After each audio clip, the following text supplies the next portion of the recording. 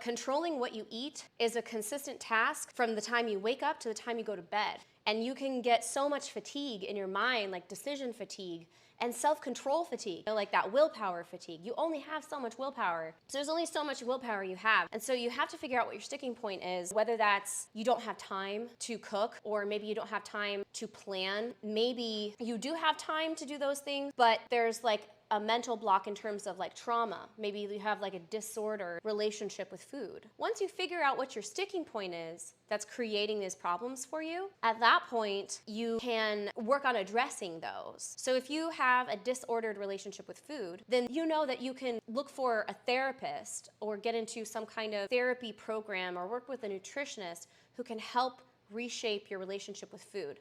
A lot of times disordered relationships with food are linked to trauma of some sort, because there's some kind of a trauma that you are trying to avoid. Maybe you're reliving again and again through your food.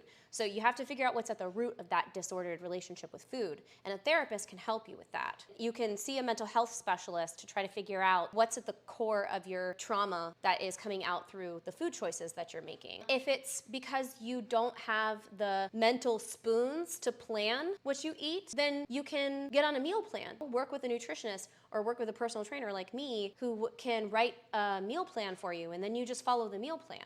And they can create the meal plan around like how much time you have available to cook and how much you have available to like meal prep and the types of foods that you like to eat. And they'll structure it around what your dietary needs are, like how many calories you need to eat, how much protein, how much carbs and fat. Even if you just do like one session with a nutrition coach where you just like sit down and talk with them and say, these are the things that I'm dealing with, this is what I'm experiencing, a good nutrition coach is going to help you identify those sticking points. So you may not even know what they are, but talking to a coach can help.